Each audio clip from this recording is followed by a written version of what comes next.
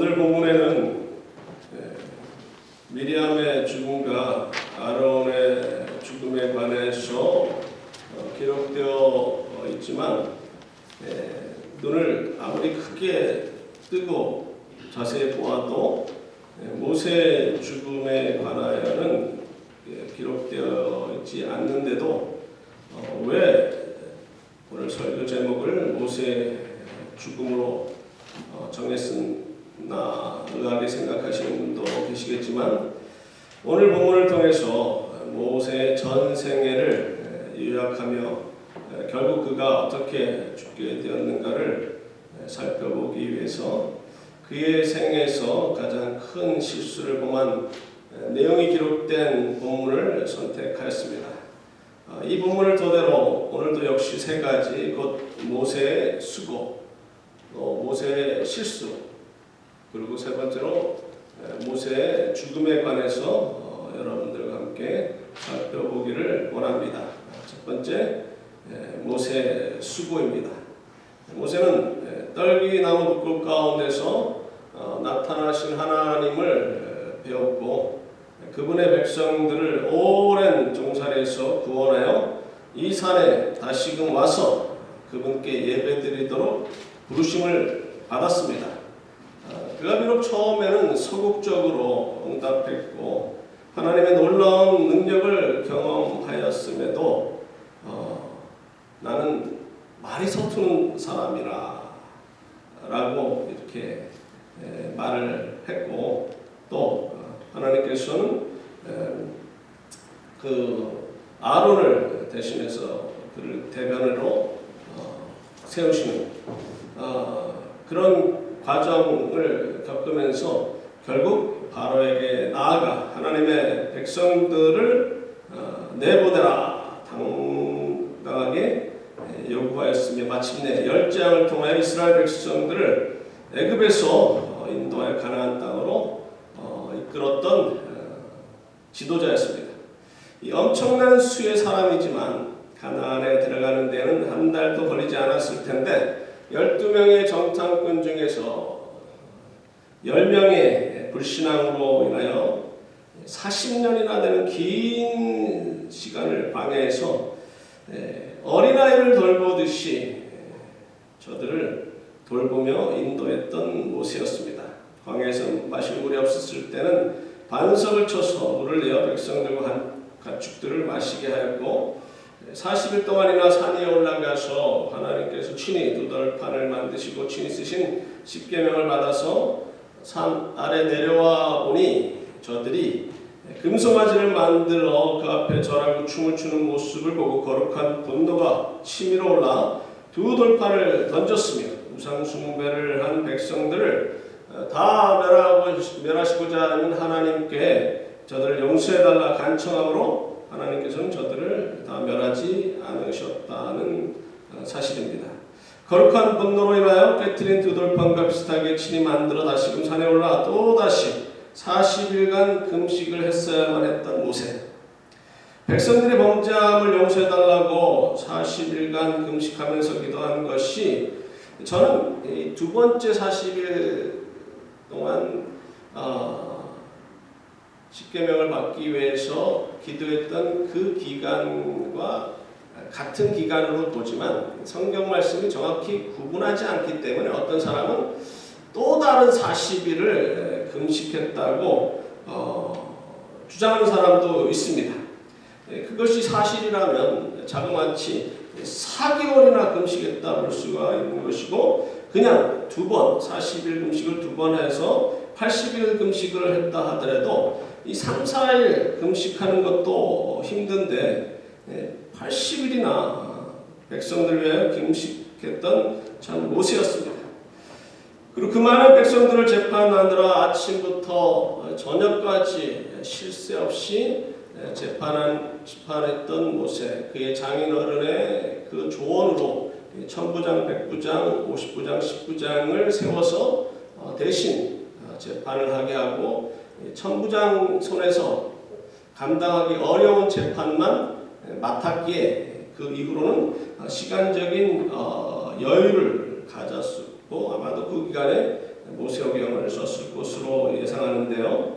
그리고 또한 고기가 먹고 싶다고 백성들이 징징거렸을 때 비록 모세가 너무 힘들어하였기에 하나님께 하소연하였던 하나님께서는 그를 도와 함께 사역할 70명의 장로를 세워주셨고 또한 백성들이 원하는 대로 매출하기로 고기를 먹게 하셨습니다. 그리고 다베라에서 악한 말로 백성들이 원망함으로 그들이 사는 진영에 불이 붙게 됐고 또 하나님께 기도한 모세의 기도로 인해서 하나님이 불을 꺼주셨습니다.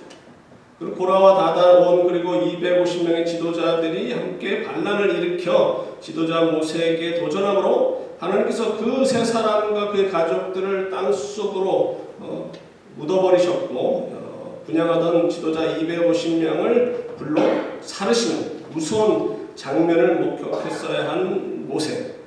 그리고 아내 시보라가 죽은 후에 외로움을 달래기 위하여 이디오피아 여인을 취하여 아내를 삼은 것에 대하여 자신의 누나가 비난하였고 이로 인해서 하나님께서 미리암의 피부가 썩게 하는 진노를 내리신 것을 목격하였고 오늘 본문에서는 그 누나의 죽음을 경험했던 모세였습니다.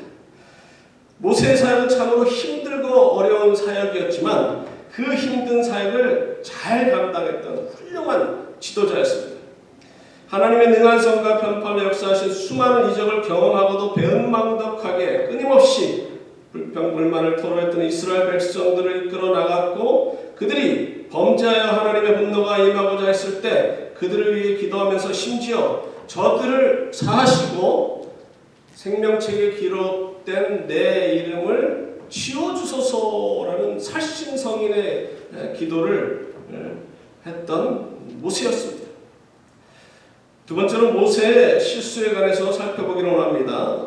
모세가 40년간 사역을 하는 동안에 오늘 본문에 기록된 말씀 외에 특별한 실수가 잘 떠오르지 않습니다.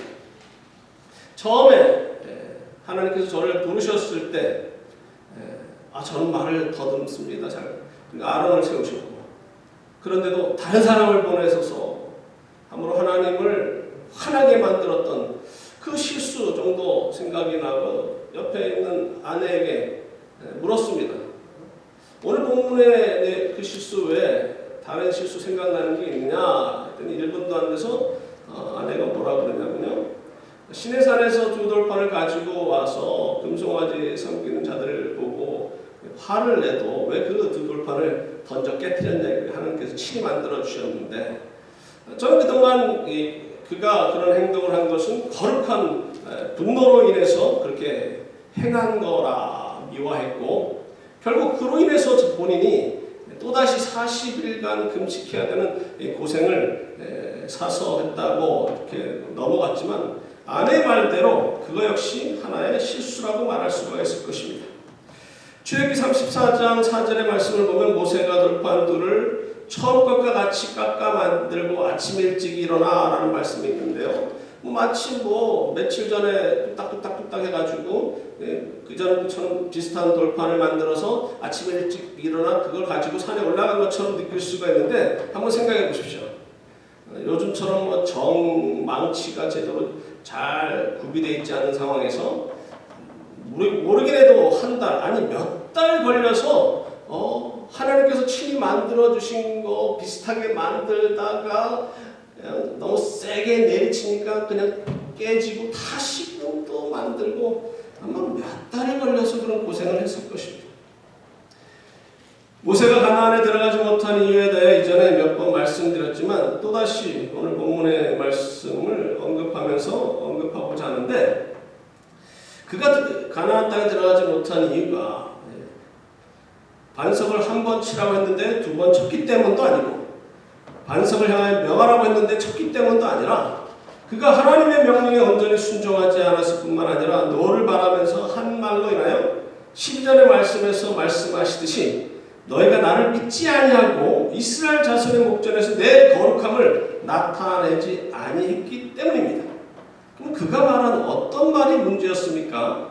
10절에서 모세가 그들에게 이르되 반역한 너희여 들으라 우리가 너희를 위하여 이 반석에서 물을 내랴라는 말입니다.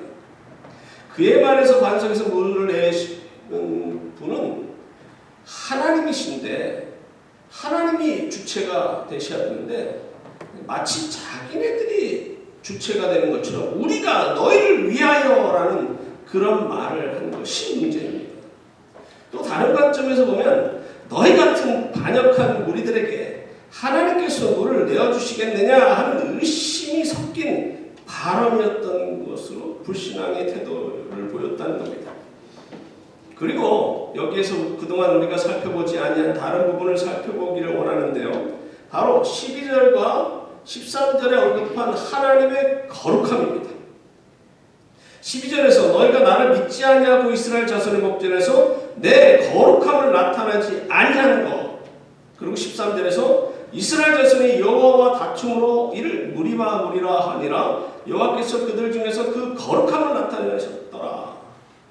여러분 12절 말씀에서 하나님의 거룩함을 모세나 아론이 나타나지 않았다는 말씀은 무슨 뜻이며 13절에서 저들이 여호와 하나님과 다투었으므로 여호와께서 그들 중에서 그 거룩함을 나타내셨다는 말씀은 도대체 무슨 뜻입니까? 여러분들 이해가 쉽게 되십니까? 12절에서 저들이 하나님의 말씀에 온전히 순종하지 않았기에 하나님의 거룩하심을 나타나지 않았다는 것은 어느 정도 이해가 가지만 13절에서 이스라엘 자손이 하나님과 다투었기에 그들 중에서 그분의 거룩함이 나타나셨다는 말은 참 이해하기 어려운 부분입니다.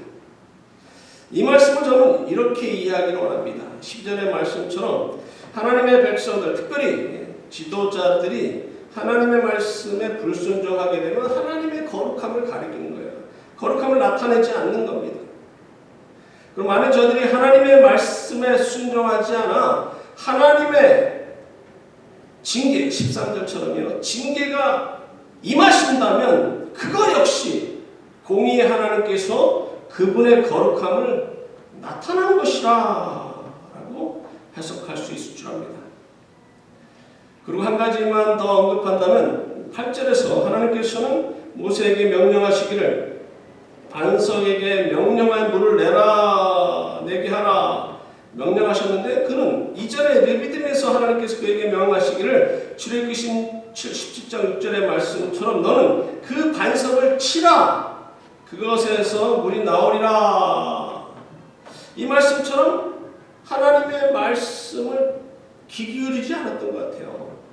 그냥 이전에 반석을 쳤던 것처럼 그 습관적으로 이번에는 반석을 향하여 명하라 말만 하라 라고 했는데 그 말씀을 귀담아 듣지 아니하고 이전에 하던 버릇대로 반석을 쳤던 그런 실수를 범했습니다.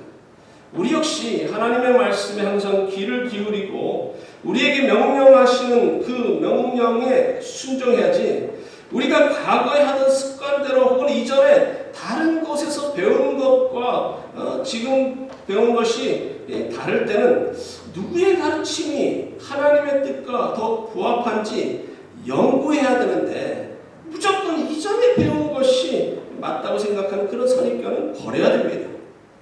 우리 선배 목사님들 열심히 말씀 연구하고 보수적으로 말씀을 잘 가르치셨지만 그들이 종종 잘못 해석한 부분도 있고 지금 우리가 가르치는 부분 역시 잘 가르치는 거라고 생각했지만 이 후대 목사들이 우리의 잘못된 그 해석을 지적하고 바른 해석을 하는 경우도 있을 것입니다.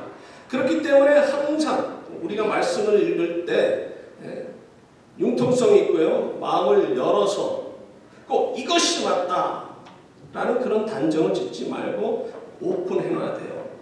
수십 년 전에 주일학교에서 배운 것만이 진리인 양 과거에 공룡이 없었다고 우긴다든지 예배 시간에 피아노만 사용해야지 기타와 드럼 세트를 사용하면 안 된다고 우긴다든지 성찬식을 거행할 때는 포도즙을 사용해야지 포도주를 사용하면 안 된다고 이렇게 우기는 그런 어리석은 자가 되지 말아야 됩니다.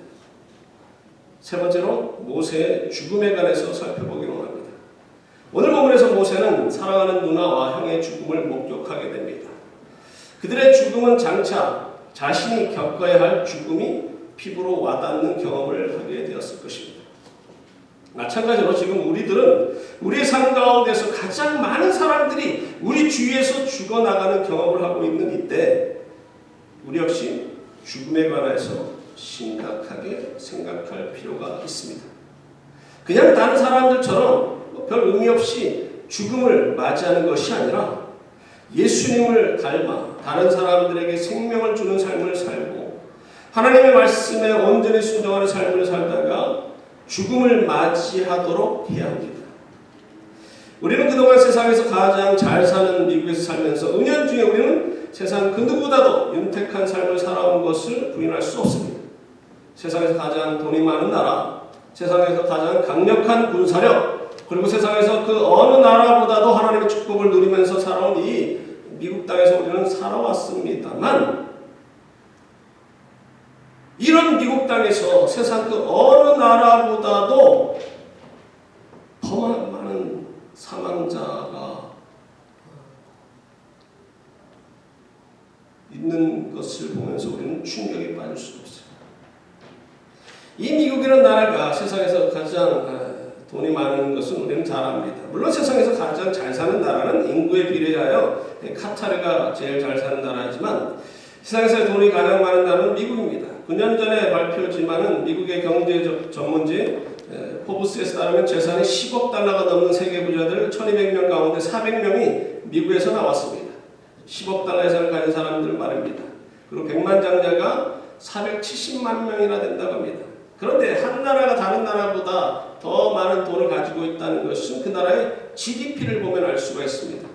2020년도 GDP 기준으로 세계 부자 국가 3위는 일본으로 5조 4천억이며 2위는 중국으로 일본의 3배가 조금 안 되는 15조 2천억이지만 1위는 당연히 미국으로 일본의 4배가 훨씬 넘는 22조 3천억으로 2위인 중국과 3위인 일본을 합하고도 2조 가까이가 남습니다. 그리고 미국의 해군력은 세상의 모든 나라의 해군력을 다 합한 것보다 더 강력합니다. 다른 말로 세계 2006개국의 나라 중에 미국을 제외한 2005개의 나라들이 다 힘을 모아서 바닷가에서 미국의 해군과 싸워도 미국이 이긴다는 거예요.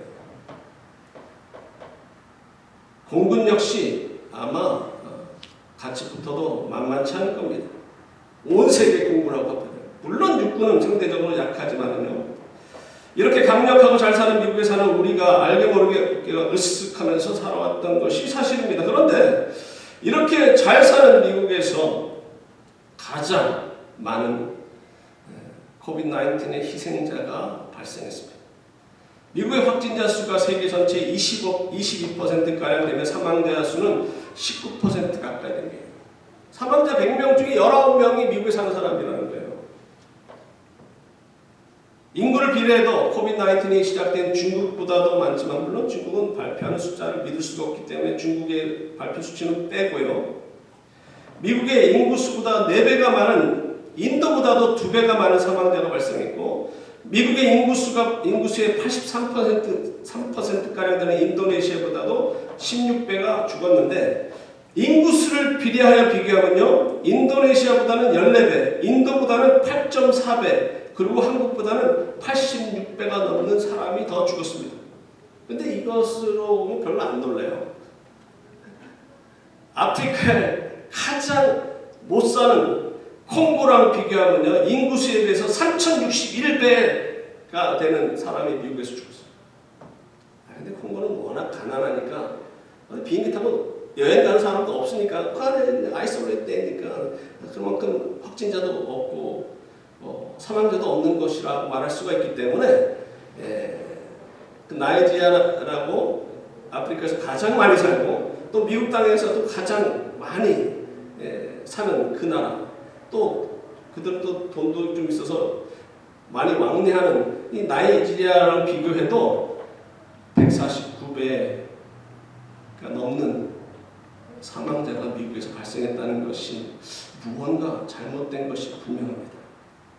한국이야 미국보다 의료체계가 잘 되어 있어서 그렇다고 치지만 미국보다 열악한 의료체계를 갖춘 나라보다도 수십 배, 수백 배, 심지어는 수천 배 사망자가 나왔다는 것은 뭔가 이상하지 않아요? 무슨 이상한 생각 들지 않습니까? 무슨 음모론이 있는 것 같지 않아요? 처음부터 마스크를 착용하지 않아도 된다고 발표한 CDC의 발표도 이해가 안 가고요. 코비드-19에 효과가 있다고 전문가들도 발표하여 다른 나라에서도 적극 복용한 클로로켄이나 하이드록시클로로켄 같은 거, 트럼프도 효과가 있다고 그러는데 아니라고요. CDC 같은데 절대 뭐 효과 없다. 근데 이 약은요, 그 증상이 생기고 48시간 전에 복용의 효과를 보는데 나중에 한참 지난 사람들을 비교해보니까 별 차이가 없다. 왜냐면 시간이 지났으니까 효과 없는 거로 그렇게 발표해버리는 거. 그것도 좀 이상하다는 거죠. 모세가 자기 누나와 형의 죽음을 목격하면서 자신의 죽음도 생각했을 것입니다. 그가 오늘 본문에서 큰 실수를 한 거, 그것을 인간적으로 좀 이해하는 차원에서 생각한다면요, 자기보다 나이가 많은, 아마도 10몇 살 차이 나는 이 미리암, 어머니가 죽고 나서 자기에게는 어머니와 같은 존재라고 생각합니다. 비록 그녀가 자신이 이디오피아 여인을 아내로 삼은 것에 대해 비방하다가 몸에 문둥병을 앓게 되었던 사건을 통하여 아마도 모세는 왠지 안 됐다는 생각이 들었을 것이고, 더 나아가 미안한 생각까지 들었을 것입니다. 고나 시드나 자신의 누나이며 자신을 도와 백성들을 지도했던 리더 역할을 했던, 특히 여자들의 리더 역할을 했던 이 누나의 죽음으로 인하여 마음이 착잡한 가운데 있었던 모세에게 오늘 본문은 1절에서 미리암의 죽음을 말씀하시고 바로 백성들이 모세와 아론에게 물이 없다 원망하는 내용이 나옵니다. 본문 제 뒷부분에 보면 아론이 죽은 후에는 30일 동안 애곡했다는 말씀이 있는데요. 미리암의 죽음에 대해서는 그냥 장사되니라 그리고 며칠간 애곡했다는 말도 없이 뭐 여자라고 며칠을 애곡하지 않았을까요? 분명히 특별히 여자들이 많이 슬퍼했을 거고 애곡하는 기간에 언급하지 않은 거 보니까 이런 상당한 가족이 상을 당한 아론과 모세에게 와서 원망하는 아주 못된 그 백성들의 그 행태를 보고 모세는 소위 말해서 뚜껑이 열렸을 것 같아요. 그들이 와서 물이 없다, 무화과나 포도나 석류도 없다 불평을 늘어놓는 것을 보면서 온유함이 다른 사람들보다 뛰어났던 모세였지만 더는 참을 수가 없었던 것은 아니었을까. 너무나 화가 나다 보니까 자신의 감정을 억제하지 못하고 물을 내려 그런 실수를 범한 것은 아닐까. 인간적으로 그런 연민을 가지면서 이해하는 부분도 없지 않아 있지만 하나님의 부르심을 받은 지도자는 이런 상황에서 감정을 억제하지 못하고 너를 바라면 안 된다는 사실을 오늘 본문에서 말씀해 주고 계십니다. 주님의 사역을 감당하는 하나님의 종들의 삶은 외로운 삶이며 자신과의 싸움을 감당해야 합니다. 비록 사랑하는 가족이 먼저 하나님의 나라에 간 것에 대하여 하나님의 나라에 갔지만 슬픈 건 슬픈 거예요. 몇 년 동안이 될지 몇십 년 동안 될지 볼 수 없으니 얼마나 슬퍼하는 것이 당연한 거죠. 그렇지만 믿지 않는 자들처럼 절망하거나 괴로워하지 않는 것은 예수 그리스도를 구세주로 영접한 우리는 내세 약속을 믿기 때문이에요. 저는 모세가 가나안에 들어가지 못한 이유를 두 번째 포인트에서 언급한 것 외에 하나를 더 언급한다면 부활의 신앙이 결여됐기 때문이라 생각합니다. 이런 관점에서 21절의 말씀을 보면 이해가 좀 쉽습니다. 12절 말씀이요. 여호와께서 모세와 아론에게 이르시되 너희가 나를 믿지 아니하고 이스라엘 자손의 목전에서 내 거룩함을 나타내지 아니한 거로. 너희가 나를 믿지 아니하고 모세와 아론이 어떤 믿음이 없었다는 말씀입니까? 지금까지 하나님을 믿고 불평불만을 늘어놓은 이스라엘 백성들을 이끌어온 것이 아닙니까? 두 사람이 하나님이 살아계시고 역사하시는 부르심을 믿지 않은 것이 아니지 않습니까? 그는 하나님의 능력을 그 누구보다도 경험하였기에 하나님이 살아계시는 것을 확실히 믿은 자들이었고 백성들을 힘들게 이끌어가는 그 사역을 잘 감당했던 훌륭한 지도자였지만 모세에게 부활의 신앙이 결여됐다고 생각합니다. 만일에 모세가 부활의 신앙이 강했다면 비록 누이가 죽었지만 머지않아 하나님의 나라에서 만날 것을 고대하여 이렇게까지 감정을 억제하지 못하고 실수를 범하지 않았지 않았을까 하는 상상도 해봅니다. 모세는 불과 얼마 전에 경험했던 아론의 쌍난 지팡이 사건, 곧 민수기 17장에서 기록된 사건을 통해서 그는 부활에 관하여 깊게 상고했어야 한다고 감히 추측해봅니다. 모세보다 수백 년 전에 살았던, 제 개인적으로는 약 500년 전에 살았던 욥이 가졌던 부활의 신앙, 근데 모세의 고백이나 모세가 언급한 말에는 그런 부활의 신앙을 엿볼 수가 없어요. 찾기가 어렵습니다. 욥은 욥기 19장 25절과 26절에 내가 알기에는 나의 대속자가 살아계시니 마침내 그가 땅에 서실 것이라 내 가죽이 벗김을 당한 뒤에도 내가 육체 밖에서 하나님을 보리라. 분명히 죽음 이후에 부활에 관해서 언급하고 있는데 모세는 부활에 관해서 언급한 것을 찾아보기 힘들어요. 모세가 말한 것 중에 가장 기억에 남는 게 뭡니까? 시편 90편 10절 우리의 연수가 70이여 강건하면 80이라도 그 연수의 자랑은 시구와 슬픔뿐이요 신속기간이 우리가 날아가니이다. 너무 현실적인 이야기만 했어요. 내세적인 부활에 관해서는 별로 언급하지 않습니다. 더욱이 그는 창세기, 출애굽기, 레위기, 민수기 그리고 신명기를 직접 쓰도록 하나님의 계시를 받았던 자가 아닙니까? 그렇다면 그 모세오경에 기록된 그 많은 부활에 관해서 그 역시 고백하는 부분이 있어야 되지 않을까요? 특별히 창세기 22장에서 언급하는 그 아브라함의 부활신앙, 그 5절에서 내가 이 아이를 데리고 산에 올라가서 하나님께 번제물을 바친다 할지라도 내가 그를 죽인다 할지라도 죽은 자와 방불한 백세의 몸에서 아들을 보게 하신 하나님께서 그를 죽은 자 가운데서 다시금 살아나게 하실 것을 믿기에 나는 그 아이와 함께 너희에게 돌아오리라. Will come back to you. 라는 그런 부활의 신앙을 고백한 그 내용을 기록한 모세 아닙니까? 그런데도 부활의 신앙에 대해서 그렇게 확신이 없었던 것은 아닌가?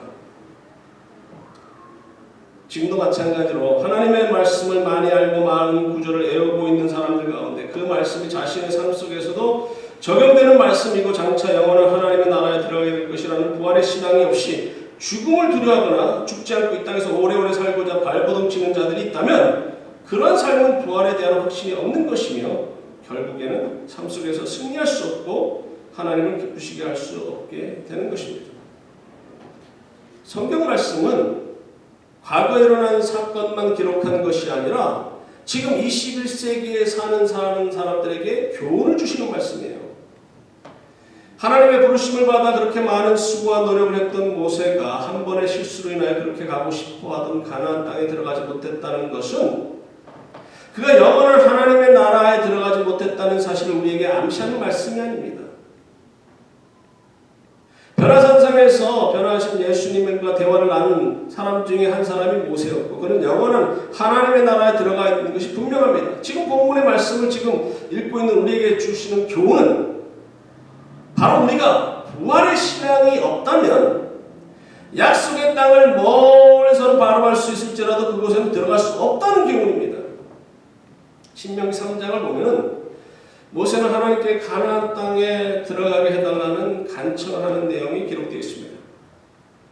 먼저 14절에서 모세가 천지에 어떤 신이 주님처럼 능력을 행할 자가 어디 있으리까 하면서 15절에서 구하옵나니 나를 건너가게 하사 요단 저쪽에 있는 아름다운 땅 아름다운 산과 레바논을 보게 하옵소서 라고 간청을 했지만 하나님께서는 그의 간청을 들어주지 않으시고 다시는 그에 대해 언급하지 말라고 매몰차게 대답하십니다.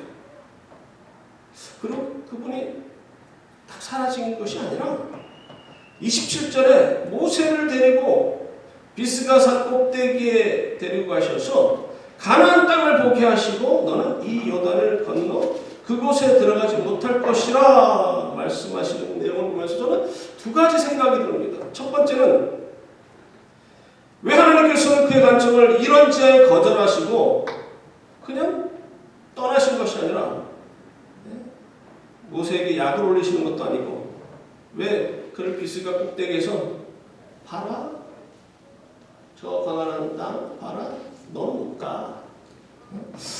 왜 그러셨을까 하는 생각이고, 두 번째 생각은 약속의 땅에 들어가고 싶어하는 그 모세의 그 간절함, 얼마나 가고 싶었으면 저렇게 간청을 할까. 참 안 됐다는 마음이 좀 씁쓸한 생각이 들었습니다. 더욱이 신명기 3장 26절 중반절에 보면 하나님께서 그에게 그만해도 족하니 이 일로 다시 내게 말하지 말라라는 말씀이 기록되어 있는데요. 이 말씀을 들으시면 신약에서 누구에게 하신 말씀이 떠오르십니까? 맞습니다. 사도 바울에게 하신 말씀이 떠오를 줄 압니다. 고린도서 12장에서 바울이 자신이 갖고 있는 질병, 아마도 안질로 여겨지는 질병을 낫게 해달라고 3번이나 간청하였지만 하나님께서는 그의 기도를 들어주지 않으시고 9절에서 내 은혜가 내게 족하도다 라고 말씀하셨습니다. 이 두 가지는 공통점이 있습니다. 구약에서와 신약에서 그 누구보다도 열심히 주님의 사역을 감당한 모세와 바울의 기도를 들어주지 않으셨다라는 것이고요. 또 똑같이 내 은혜가 내게 족하다라는 하나님의 응답입니다. 우리가 생각하기를 우리가 주님의 사역을 열심히 감당하게 되면 우리가 원하는 기도 제목을 다 들어줄 것이라 생각하지만 이 내용을 보면 그렇지 않다는 거예요. 오늘 보면 14절에서 쭉 보면요, 저들이 에돔의 땅을 지나가고자 했지만 우리는 생각하기에 이스라엘 백성이 가는 곳마다 승리했고 모든 사람들이 두려워했고 뭐 가는 길 피했다든지 나와 싸웠다가 다 전쟁에 패해서 죽임을 당한 것이 아닙니다. 오늘 본것처럼 하나님의 군대, 하나님의 백성들이 나아가는데 앞에 가로막는 땅이 있다는 거죠. 에돔 땅 좀 지나가게 하소서. 우리가 지나갈 때 절대로 당신들의 물을 마시거나 샛길로 빠지지 않고요, 큰 길로만 지나가겠습니다. 만약에 우리나 가축들이 당신네들의 물을 먹으면 그에 대한 값을 하겠습니다. 이렇게 간청을 하는데 절대 지나가지 못한다. 막아요. 그래서 다시 돌아갑니다. 하나님의 백성들이 무엇을 하고자, 뭐 사업을 하고자, 또 무엇을 하는데 그냥 평탄대로만 있는 것이 아니라는 겁니다. 주님께서 말씀하시기를 내 은혜가 내게 족하다라는 말씀, 이것은 무엇을 말씀하시는 겁니까? 사도 바울의 경우 그 고린도서 12장 9절에 내 은혜가 내게 족하도다, 이는 내 능력이 약한 데서 온전하여짐이라 하신디라. 그러므로 도리어 크게 기뻐함으로 나의 여러 약한 것들에 대하여 자랑하리니 이는 그리스도의 능력이 내게 머물게 하려 함이라 라고 고백한 것처럼, 그가 비록 몸이 아프지만 자신의 약한 가운데서 그리스도의 능력을 더욱 체험할 수 있다는 사실을 깨닫게 하셨다라는 관점에서 하나님의 은혜가 내게 족하다라는 고백이 나오는 것이고요. 모세의 경우는 하나님께서 그런 대답을 하신 이유는 바로 너는 이미 내가 너에게 맡겨준 사역을 충분히 감당하였기에 이제 너는 나에게로 오면 된다 하면서 그를 데리고 비스가 산 꼭대기 약속의 땅을 바라보게 하시고, 내 눈에는 이 땅이 그렇게 아름답게 보이느냐? 머지않아 내가 들어갈 영원한 땅은 이 땅보다 더욱더 아름다운 나라이며 너는 내가 내게 베푼 이 은혜를 비로소 깨닫게 될 것이다 라는 의미에서 그를 데리고 올라가서 그 땅을 보여주신 것이 아닌가, 이런 생각을 합니다. 우리도 마찬가지입니다. 예수 그리스도의 죽으심과 부활로 인하여 우리는 이미 승리하는 군사로 부르심을 받았고 영원한 하나님 나라를 기업으로 받도록 하나님께서 은혜를 베풀어 주셨기에 이 땅에서는 어떤 고통과 절망 가운데 살아가고 우리의 기도가 응답받지 못하는 경우가 많다 해도 우리가 가고자 하는 길이 막힌다 할지라도 그분의 은혜를 생각하고 깨닫게 되면 그런 가운데서도 하나님의 은혜가 내게 족하도다 라는 고백이 나올 수밖에 없어요. 모세가 그 누구보다도 하나님의 은혜를 경험한 자였습니다. 그는 직접 얼굴과 얼굴을 맞대면서 거룩하신 하나님과 대화를 나눈 자였고 대제사장이 1년에 두 번 들어갈 수 있는 지성소를 수시로 들어갈 수 있었던 자였으며 그에게 들려진 지팡이로 여러 재앙이 애굽에 임했고 홍해도 갈라지게 했던 자였으며 그의 지도력에 도전하는 자들을 가차없이 벌하셨던 하나님의 특별한 보호와 총애를 받았던 자였고 비록 가나안 땅에 들어가지 못했지만 영원한 하나님의 나라를 기업으로 받는 축복을 누린 자였습니다. 그리고 예수 그리스도께서 변화산상에서 변화하셨을 때 엘리야와 함께 예수님과 엑소더스에 관한 대화, 곧 예수님의 별세, 예수님의 죽음에 관한 이야기를 나누었는데 이는 이스라엘 백성들이 약속의 땅으로 가기 위하여 애굽에서 엑소더스한 것처럼 예수 그리스도께서 약속의 땅 하나님의 나라에 당신의 백성들을 들어가도록 하시기 위하여 당신이 어떻게 죽으실 것에 관한 말씀을 나누는 그 영광스러운 자리에 그가 있었다는 거예요. 제가 위에서는 모세오경을 쓴 모세가 아브라함처럼 그리고 욥처럼 부활의 신앙이 상대적으로 없었다는 것을 질타했지만 그는 누구보다도 예수 그리스도를 상징했던 인물이었습니다. 이런 관점에서 보면 그가 가나안에 들어가지 못한 것 역시 예수 그리스도를 상징하는 것은 아닐까라는 생각을 해봅니다.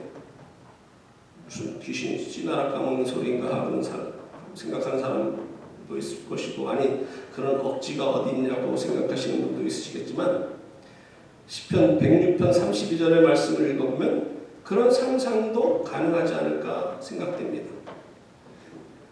그들이 또 무리바 물에서 여호와를 노하게 하였으므로 그들 때문에 재난이 모세에게 이르렀나니 이스라엘 백성들의 원망과 범죄함 그리고 하나님과 다툰 무리바 물에서 그들이 여호와 하나님을 노하게 만들었고 이스라엘 백성들의 범죄함으로 인하여 재난이 모세에게 이르렀다는 말씀입니다. 마치 우리의 죄로 말미암아 하나님의 진노가 우리에게 임해야 하는데 예수 그리스도께서 십자가에서 하나님의 진노를 우리 대신 받으심으로 우리가 멸망당하지 않고 영생을 얻은 것처럼 이스라엘 백성들에게 내려야 할 진노가 모세에게 임했다는 것이에요. 당연히 가나안 땅에 들어가야 할 모세는 죄를 범하여 가나안 땅에 들어가지 못한 이스라엘 백성들 들어가게 하고 자신은 하나님의 진노를 대신 받아들이며 가나안 땅에 들어가지 못한 것은 아닐까라는 그런 추측도 해봅니다. 모세가 예수님을 상징하는 관점에서 보면 오늘 본문은 색다르게 읽을 수가 있을 줄 압니다.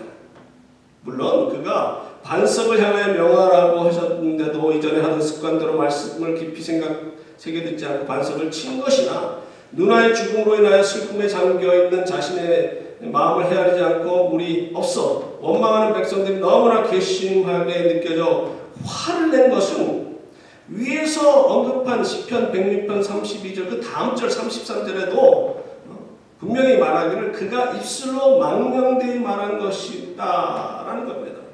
근데 이런 실수까지 예수님을 상징한다는 것은 아니에요. 바로 그는 들어가야 되고 항상 원망하고 불평했던 그 이스라엘 백성들은 들어가지 말아야 되는데 주객이 전도된 거 아닙니까?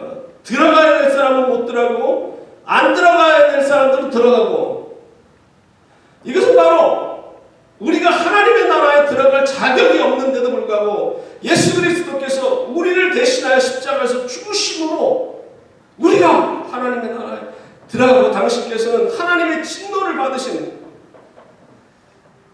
그런 상황을 연상케 하는 상황이 그의 죽음이 아닌가 이런 생각이 듭니다. 그의 죽음에 관하여 설명하고 있는 신명기 34장에서 그가 죽을 때 120세였으나 그의 눈이 흐리지 아니하였고 기력이 쇠하지 아니하였다는 내용을 보아도 그는 죽을 때가 되어 죽은 것이 아니라 하나님이 그를 데리고 가신 것으로서 그의 죽음을 우리를 대신하여 십자가에서 돌아가신 예수님의 모습, 곧 우리가 받아야 할 하나님의 진노를 대신 받으신 예수님의 죽음을 떠오르게 하는 죽음이라는 것입니다.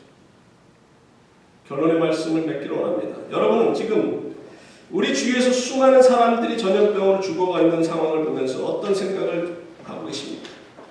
죽음이란 공포에 쌓여 어쩔 줄 모르고 계십니까? 아니면 만에 하나 전염병에 감염되어 죽는다 할지라도 예수 그리스도를 구세주로 영접하였기에 약속의 땅인 하나님의 나라에 들어가게 될 것이라는 부활의 신앙이 있으므로 그 죽음을 덤덤하게 받아들이고 계십니까?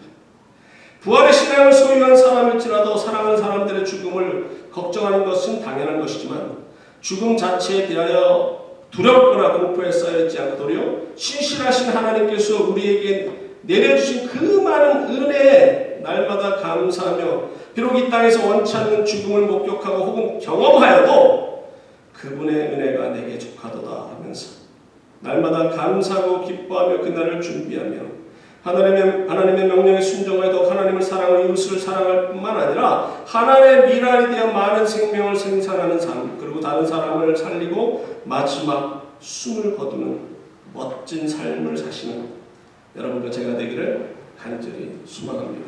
같이 기도하시겠습니다. 고마우신 하나님 아버지, 은혜와 사랑을 감사드립니다. 우리의 범죄함으로 말미암아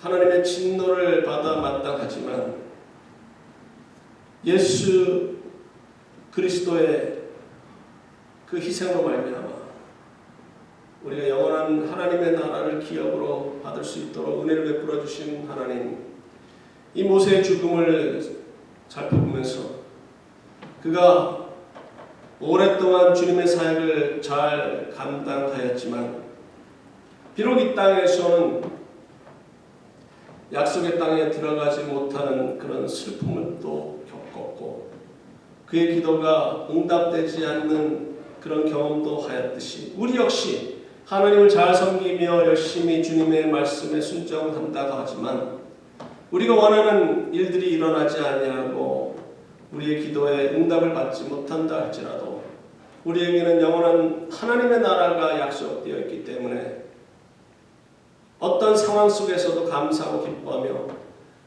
죽음이 우리를 위협한다 할지라도 두렵지 않고 남은 생애를 하나님의 명령에 순종하면서 하나님을 더욱 사랑하고 이웃을 내 몸과 같이 사랑하며 말씀을 땅끝까지 전하는 데 최선을 다할 뿐만 아니라 우리가 원하는 것이 이루어지지 않는다 할지라도 그 은혜가 내게 족하도다 고백하며 날마다 감사하는 삶을 사시는 하나님의 귀한 종들 다 삼아 주시옵소서. 감사드리고 예수님 이름으로 기도드립니다. 아멘. 다 같이 일어나셔서